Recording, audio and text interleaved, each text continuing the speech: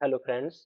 UP triple SC द्वारा आयोजित one दरोगा के प्रश्नों की सीरीज में हम अगला टॉपिक देख रहे हैं। यह टॉपिक का नाम है कार्बन क्रेडिट। इसमें पहला प्रश्न हम लोग देखेंगे।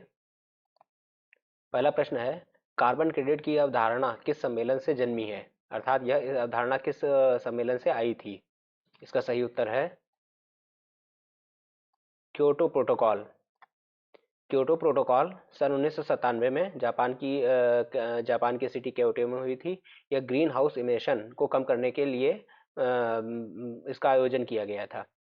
दूसरा प्रश्न है, एक कार्बन क्रेडिट कितने के बराबर होता है। 1 मिलियन कार्बन डाइऑक्साइड के, 1 टन कार्बन डाइऑक्साइड के, 1 ton carbon dioxide plus 1 ton जो है हाइड्रो क्लोरोफ्लोरोकार्बन के, और 5 टन कार्बन डाइऑक्साइड के। इसका सही उत्तर होगा बी, 1 टन कार्बन डाइऑक्साइड।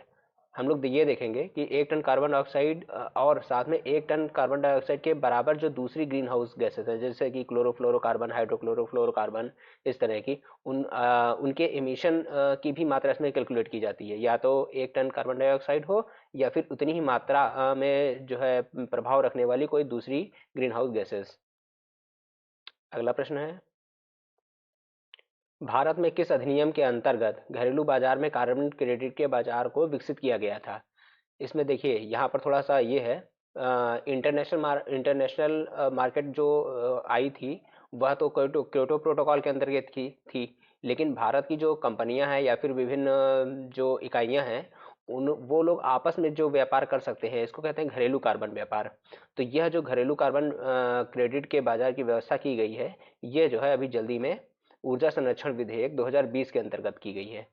2020 के अंतर्गत की गई है। इसमें क्या होता है, जैसे कि विभिन्न छोटी छोटी कंपनियां, औद्योगिक प्राधिकरण या फिर नगर निगम, ये सब आपस में कार्बन क्रेडिट का व्यापार कर सकते हैं। जो पहला ऊर्जा संरक्षण विधेयक था वो 2001 में आया था, और यह इसके अंतर्गत एनर्जी इफिशियंसी ब्यूरो 2002 में स्थापित किया गया था।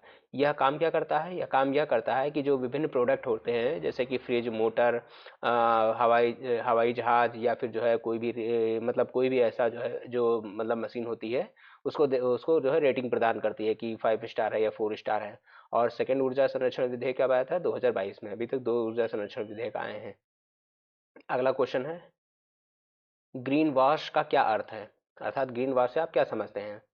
इसमें ऑप्शंस हैं, निर्जन इलाके को हरियाली से भर देना, कंपनियों द्वारा कार्बन डाइऑक्साइड उत्सर्जन के एवज में वित्त उपलब्ध कराना, कंपनियों द्वारा पर्यावरण के संबंध में झूठा वादा करना, जंगलों को बड़े स्तर पर काटकर साफ कर देना।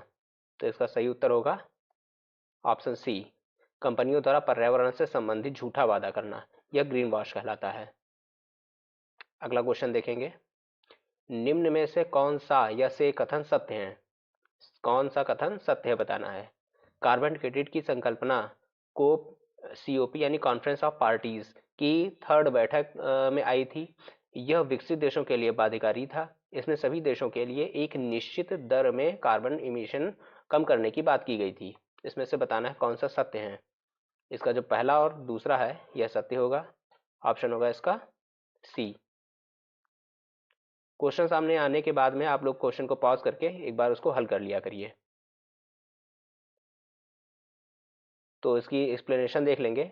जो अर्थ समिट रियो 1992 में हुई थी, उससे कॉन्फ्रेंस ऑफ पार्टीज बैठक की अवधारणा विकसित हुई। फर्स्ट जो कॉन्फ्रेंस हुई थी वो 1995 में हुई थी, और उसके बाद में 1997 कोप की थर्ड बैठक हुई थी, जो कि क्योटो में हुई थी। उसी से क्योटो प्रोटोकॉल का जो है जन्म हुआ। इसमें केवल विकसित देशों के लिए एमिशन कम करने की बात की गई थी। ये विकसित देशों के लिए बाध्यकारी था, जो कि अलग अलग देशों के लिए अलग अलग था। यानी जैसे कि यूएस जो है उसको 7% कम करने की बाध्यता थी, और कनाडा को 5%, ऐसे यूके को अलग अलग परसेंटेज डिवाइड किए गए थे। अर्थात differentiated, common but differentiated responsibility थी इसमें। अगला प्रश्न है, क्लीन डेवलपमेंट मैकेनिज्म अर्थात सीडीएम के संबंध में कौन सा कथन असत्य है। ध्यान दीजिए, कौन सा कथन असत्य है। ये ऑप्शंस हैं आपके, आप लोग उत्तर दीजिए। इसका जो उत्तर होगा वह होगा बी, अर्थात यह वाला कथन असत्य है। इसमें असत्य क्या है, यह 1997 इसके बारे में एक्सप्लेनेशन देख लेते हैं। देखिए, जो क्योटो प्रोटोकॉल के अंतर्गत क्या आया था, क्लीन डेवलपमेंट मैकेनिज्म आया था। और इस क्लीन डेवलपमेंट मैकेनिज्म के लिए 2001 में जो है वर्ल्ड लेवल पर एडॉप्टेशन फंड स्थापित किया गया था। एडॉप्टेशन फंड था कि जो है इसमें जो है वित्त वगैरह की व्यवस्था की जाती थी। और इसी संकल्पना के आधार पर 2015 में नेशनल एडॉप्टेशन फंड का गठन किया गया था भारत सरकार द्वारा। और यह एडॉप्टेशन फंड का जो संचालन था या क्रियान्वयन था वो नाबार्ड को इसकी जिम्मेदारी दी गई थी। अब क्लीन डेवलपमेंट मैकेनिज्म क्या होता है? क्लीन डेवलपमेंट मैकेनिज्म होता है विकसित देश विकासशील देशों में क्लीन डेवलपमेंट प्रोजेक्ट लगाएंगे। ध्यान दीजिए, विकसित देश लगाएंगे विकासशील देशों में। अगर जो विकसित देश दूसरे विकसित देशों में क्लीन डेवलपमेंट प्रोजेक्ट लगा रहे हैं उसको कहते हैं ज्वाइंट इम्प्लीमेंटेशन। इस वाले में 3 संकल्पनाएं दी गई थी। एक तो कार्बन क्रेडिट का व्यापार, और दूसरा एडॉप्टेशन फंड, एक था JI अर्थात ज्वाइंट इम्प्लीमेंटेशन। 3 प्रकार के थे प्रदूषण वो इमिशन को कम करने के उपाय।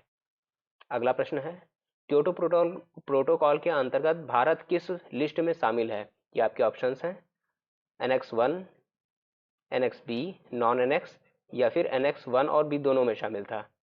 इसका सही उत्तर होगा सी अर्थात नॉन एनेक्स। जो 3 लिस्ट थी, एनेक्स 1 ये थी डेवलप्ड कंट्रीज की। इसमें जो है US, कनाडा, UK और यूरोपियन यूनियन के देश आते थे। और एनेक्स बी वो कंट्रीज थी जिन्होंने एमिशन को कम करने के लिए अपनी प्रतिबद्धता जाहिर की थी अर्थात कमिटमेंट किया था। ये 39 देश थे। और तीसरी लिस्ट थी नॉन एनेक्स कंट्रीज। इसमें आते थे डेवलपिंग नेशन जो कि अभी विकास कर रहे हैं, जैसे कि इंडिया, चाइना, ब्राजील वगैरह। अब अगला क्वेश्चन देखते हैं, निम्न में से कौन सा या से कथन सत्य है? क्योटो प्रोटोकॉल की अवधि 2013 से लेकर 2020 थी। पेरिस समझौता क्योटो प्रोटोकॉल का स्थान लेगा। पेरिस समझौता सभी पक्षकारों के लिए बाध्यकारी है। इसमें से बताना कौन सा कथन सत्य है। इसका ऑप्शन होगा ए अर्थात पहला दूसरा सत्य है। यह वाला जो है ऑप्शन गलत है। इसमें जो सभी पक्षकार हैं यह किसी भी पक्षकार के लिए बाध्यकारी नहीं है। इससे पहले वाला जो था क्योटो प्रोटोकॉल वह केवल विकसित देशों पर बाध्यकारी था। यह वाला समझौता क्या है, ना तो विकसित और ना तो विकासशील, किसी पर बाध्यकारी नहीं है। सेल्फ मोटो के आधार पर इसमें जो है डिसीजन लेने का बताया गया था। नेशनली डिटरमाइंड कंट्रीब्यूशन, जो COP 21 की बैठक हुई थी पेरिस में, इसे 2016 में लागू किया गया था। प्रति 5 वर्ष पर इसकी समीक्षा की जाने की व्यवस्था की गई थी। किसी पक्षकार पर बाध्यकारी नहीं था। क्लीन डेवलपमेंट मैकेनिज्म की जगह सस्टेनेबल डेवलपमेंट मैकेनिज्म अर्थात SDM लागू किया गया था। अगला क्वेश्चन, पेरिस एग्रीमेंट के संबंध में कौन सा कौन सा कथन सत्य नहीं है? ध्यान दीजिए, कौन सा कथन सत्य नहीं है बताना है आपको। तो इसमें है पहला ऑप्शन, 1990 स्तर से वैश्विक तापमान 2 डिग्री सेंटीग्रेड तक कम करना है। भारत ने इसके लक्ष्यों का निर्धारण 2030 तक के लिए किया है। विकसित देशों द्वारा विकासशील देशों के लिए प्रतिवर्ष 200 बिलियन USD अर्थात यूनाइटेड स्टेट डॉलर अर्थात जो US डॉलर है देने का समय 2025 तक विस्तारित कर दिया गया है। भारत में संसद द्वारा 2016 में गांधी जयंती अर्थात 2 अक्टूबर पर इसे रेटिफाई किया गया है। इसमें से बताना कौन सा कथन सत्य नहीं है। आपका आंसर होगा ए अर्थात ये वाला कथन सत्य नहीं है। अब इसमें असत्य क्या है? इसमें असत्य है 1990। यह 1990 की बात नहीं थी, यह था कि पूर्व औद्योगिक स्तर से इसको कम करना था। तो यह वाला कथन जो क्या हो जाएगा, गलत हो जाएगा। अंतिम प्रश्न, अंतिम और लास्ट प्रश्न, भारत में किस नगर निगम ने कार्बन क्रेडिट बेचकर धन इकट्ठा किया? ऑप्शन है आपके, लखनऊ, दिल्ली, कोच्चि, इंदौर। इसका सही उत्तर होगा इंदौर। इंदौर ने एक प्लांट लगाया था, बायो मेथेनाइजेशन प्लांट, और इसे लगाकर इसने कार्बन क्रेडिट जो कमाया था उसे जो है बेचकर 50 लाख रुपए इकट्ठा किए थे इसने एक साल में। तो ये प्रश्न अगर जो आपको पसंद आए हों तो चैनल को सब्सक्राइब करिए, लाइक करिए, और इसी तरह बाकी टॉपिक्स पर आगे भी वीडियो आते रहेंगे। धन्यवाद।